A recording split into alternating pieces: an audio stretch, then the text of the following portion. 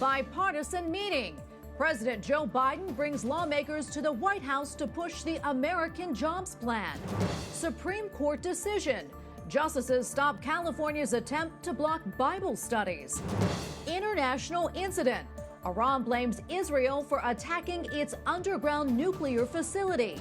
And divine mercy. How St. Faustina helped the devotion spread across the world. On EWTN News Nightly for Monday, April 12th, 2021.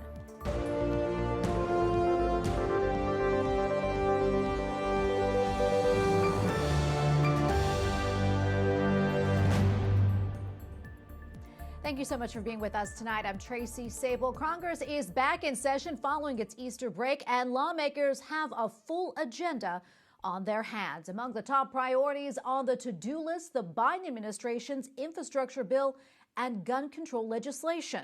Capitol Hill correspondent Eric Rosales reports. Eric?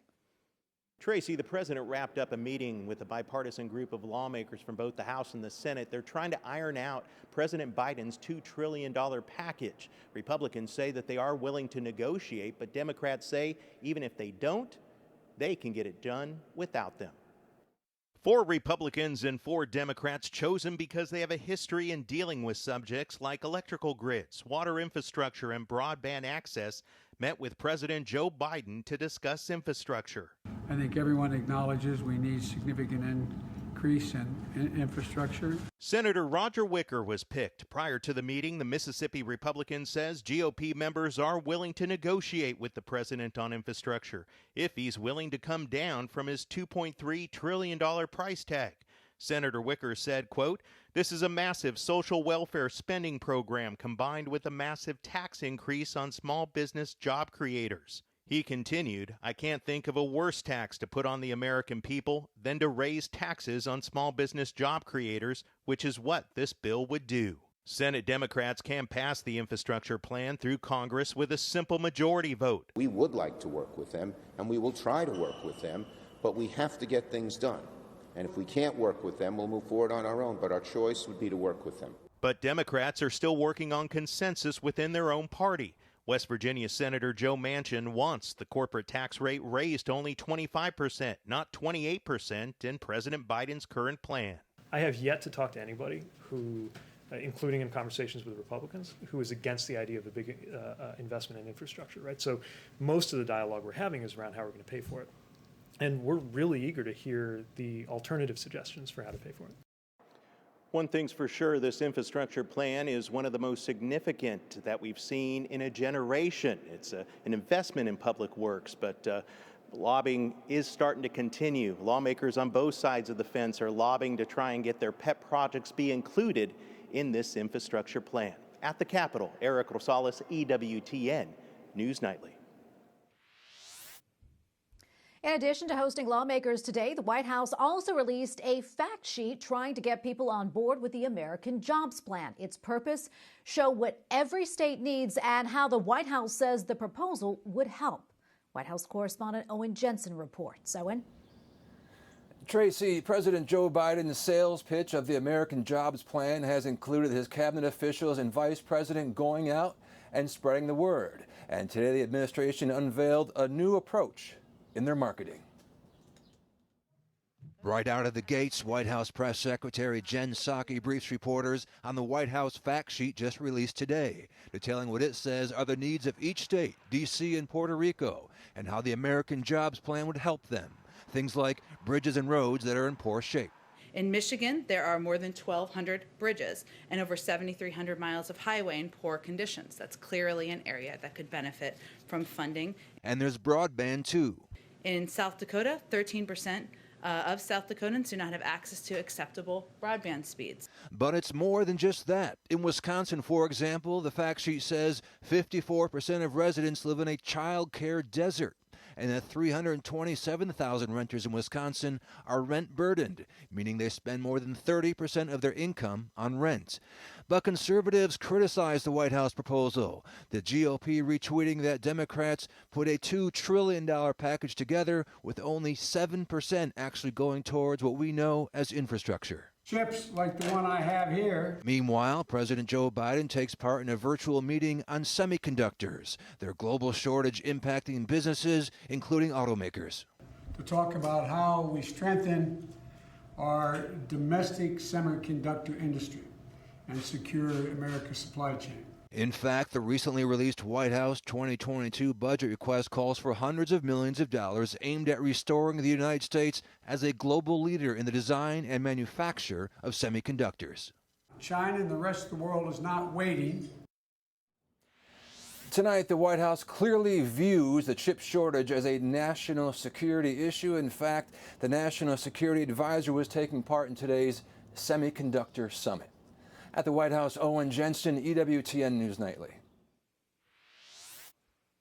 Texas Representative Dan Crenshaw says that he will be, quote, off the grid following emergency eye surgery. The Republican is recovering after having his retina reattached at a Houston medical center. He says this will render him effectively blind for a few weeks. Back in 2012, Crenshaw lost his right eye after he was struck by an IED blast in Afghanistan. The Supreme Court is telling California that it cannot enforce coronavirus-related restrictions against limited home-based religious worship, including Bible studies and prayer meetings. On Friday, justices sided with the plaintiff's emergency appeal. The majority cited recent rulings reversing state COVID-19 restrictions, which violate First Amendment protections. The majority opinion rebuked the Ninth Circuit Court of Appeals for errors in such cases. Joining us now is Andrea Picciotti-Bayer, director of the Conscious Project. Andrea, thank you so much for joining us. Always so great to see you. So tell us, what stood out the most to you as far as this case and the Supreme Court's decision? Well, there's many things, Tracy. First off, it was the court, like you said, rebuking California for assuming the worst about people when they go to worship. And this is the fifth time that the court has also kind of given a smackdown to the lower courts of appeals that are reviewing these COVID-related restrictions in California on the right to worship. So it's a really big, important win. It seems to be a repetition of what I believe to be a very important pro-religion movement within the Supreme Court and helping these governments to understand how to balance restrictions on our movement during the pandemic. In a statement by the majority in this case, the Ninth Circuit's failure to grant an injunction pending appeal was erroneous. What are your thoughts? Do you agree with that statement?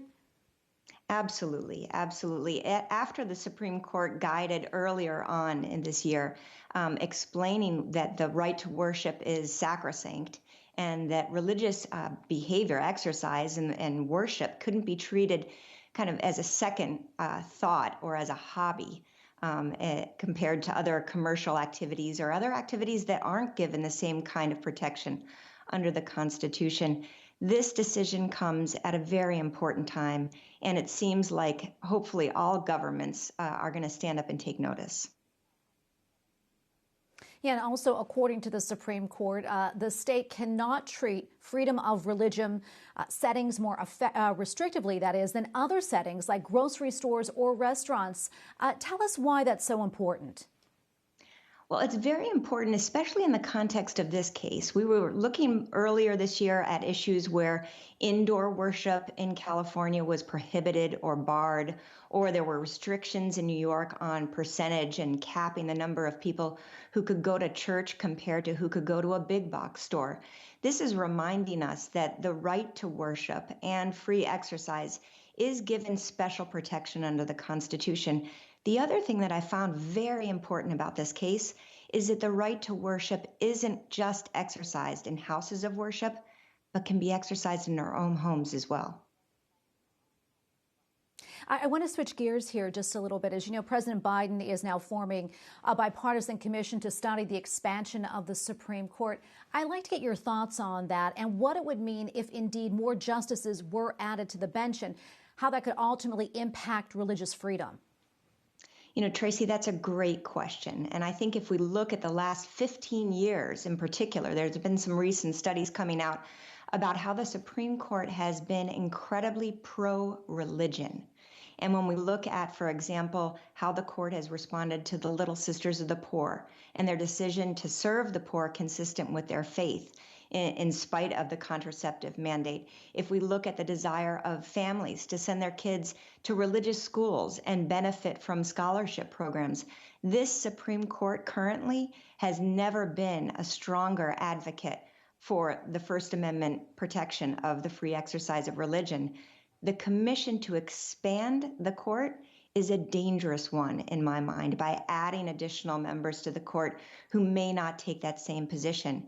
And so I've got to say, when it comes to the protection of religious freedom, there's no reform that's needed at the Supreme Court. Andrea, we have to leave it right there. Thank you so much for your time today. Andrea Picciotti-Bayer, director of the Conscious Project. Thank you so much. Thanks, Tracy.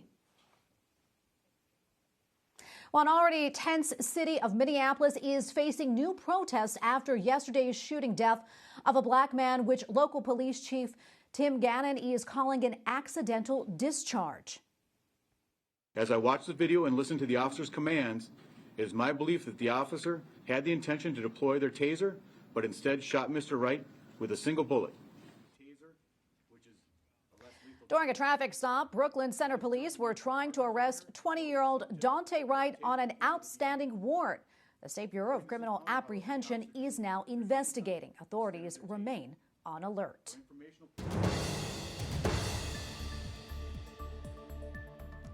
Iran is blaming Israel for an attack on its underground Natanz nuclear facility. Israel has not claimed responsibility. The extent of the damage remains unclear. Iran's foreign ministry spokesman says uranium-enriching centrifuges had been damaged. However, he did not elaborate.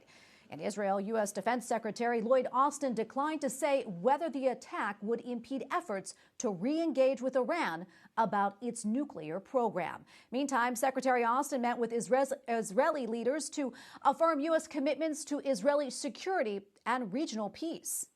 And I wanted to reaffirm the administration's strong commitment to Israel and to the Israeli people.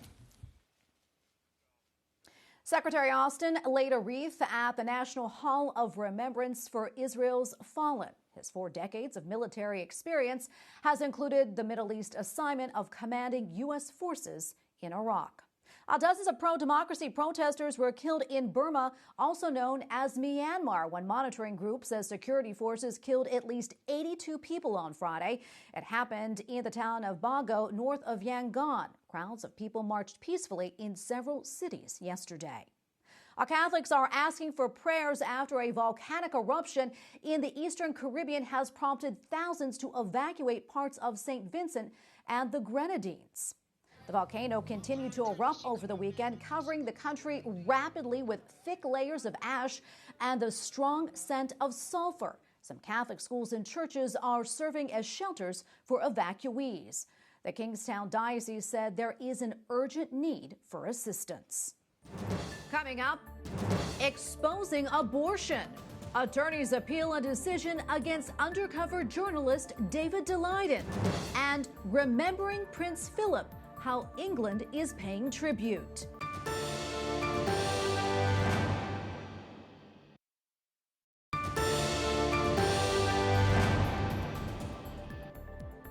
Prince Philip was remembered Sunday by the Archbishop of Canterbury.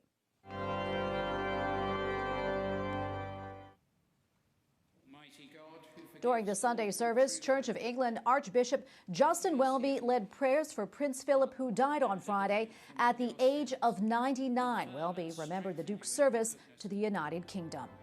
There was a willingness, a remarkable willingness, to take the hand he was dealt in life and straightforwardly to follow its call, to search its meaning, to go out and on as sent, to inquire and think, to trust and to pray.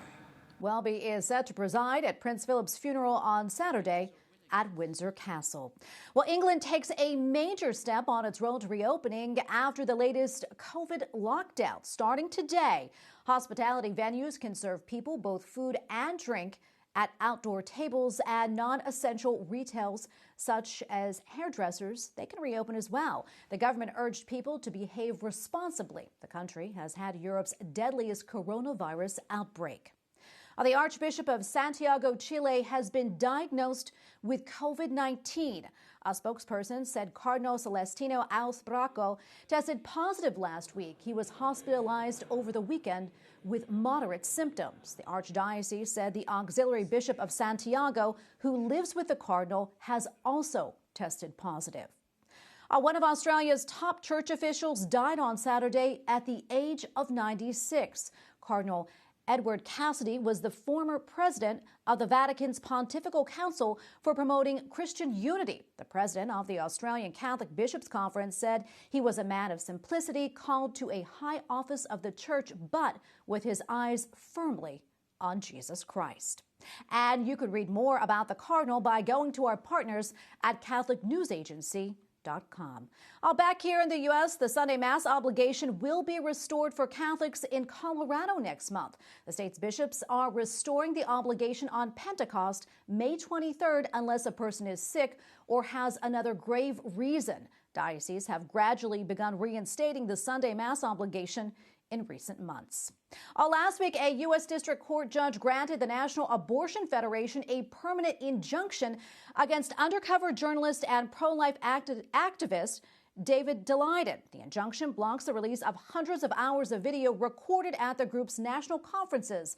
And now David Daleiden's attorneys are appealing that case. Joining us now to talk more about this is Peter Breen, Vice President and Senior Counsel at the Thomas More Society, which represents David Daleiden. Peter, thank you so much for joining us. We really appreciate it. First off, can you give us a little more background on these videos that your client recorded at the National Abortion Federation conferences? What can and can't you tell us about them? Well, I can't disclose the contents of them, but there are hundreds of hours taken at 2 annual trade shows of the entire abortion industry at the National Abortion Federation Conference, 2014, 2015. There is explosive content on these videos. Again, I can't tell you about them. David can't tell you about them. But the American people deserve to see these videos. In this court, our judge said he saw nothing wrong on the videos. Well, 20 attorneys general have filed briefs in the Ninth Circuit saying that they found illegal conduct in David's other videos, and the Congress and other entities have all found illegal conduct here. The American people deserve to see and decide, is this illegal? Was it unethical? How should we react as a people? And so that First Amendment right of David's to speak is also our First Amendment right to receive and see this information. Again, taken at a trade show in public locations, an 800-person trade show of the whole abortion industry. Yeah, and I want to talk a little bit more about those other videos previously recorded by David, allegedly showing the illegal sale of body parts, that is, and fetal tissue from aborted babies. You know, that's something that a lot of Americans had no idea about. What does this permanent injunction do to stop that flow of information? Well, and these hundreds of hours included materials that were related to but different than what you had seen previously, along with new material. Incredible disclosures that the American people need to see that would cause, again, another black eye on the abortion industry. When David's original videos, the Center for Medical Progress videos, came out in 2015, the nation went into an uproar. Both political parties' presidential primary elections were thrown up up for grabs. This was a topic at the debates. And it caused the American people to focus on this issue of the rights of unborn human beings and the dignity of every person in a way that none of our other efforts had for many years in the pro-life movement. So what these videos being released would do is, again, allow the American people to reflect on what does it mean to be human? What is the dignity of each person? So by silencing these videos, this federal court has acted as a censor. There's one person in the country that had the ability to allow these to come out, and the judge decided to instead conceal them with a permanent injunction. We're going up to the Ninth Circuit. in hopes of getting that reversed. And if we can't get relief at the Ninth Circuit, we will go to the United States Supreme Court. Well, Peter, thank you so much for your time today. We really appreciate it. Peter Breen, Vice President and General Counsel at the Thomas More Society. Thank you again. Thank you. Up next, Divine Mercy Sunday, how Pope Francis celebrated the second Sunday of Easter, and Story of Devotion, how St. Faustina helped spread divine mercy around the world.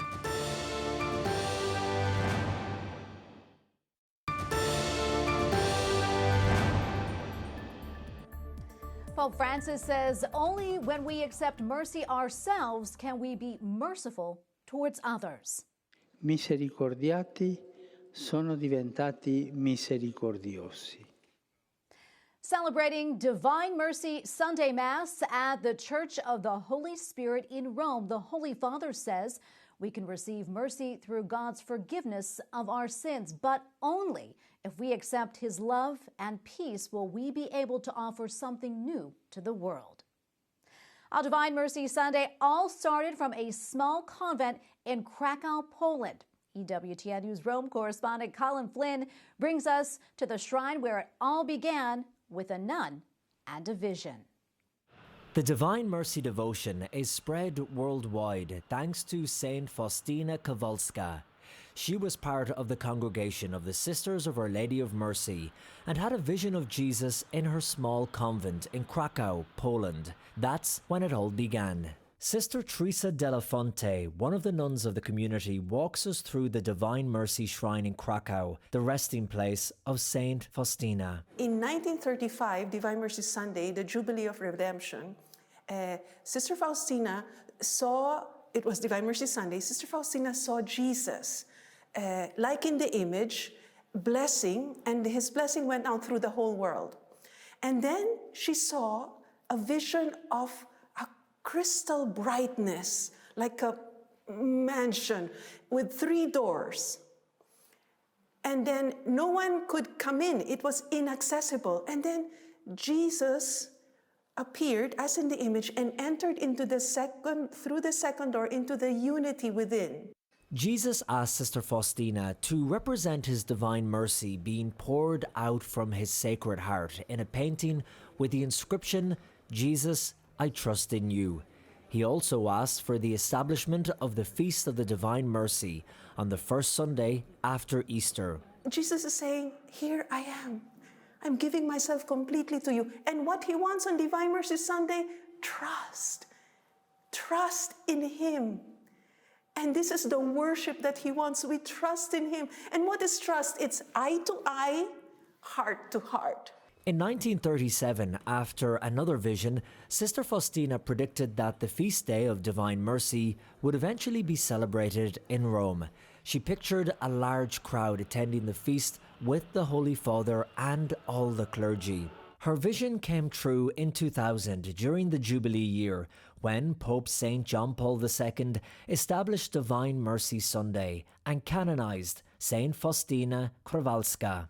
This feast emerged from his very depths for the consolation of the world, so that in Jesus, through Jesus, we can dwell in God. And on April the 2nd, 2005, Pope St. John Paul II died on the Vigil of Divine Mercy Sunday. In Rome, Colm Flynn, EWTN News Nightly.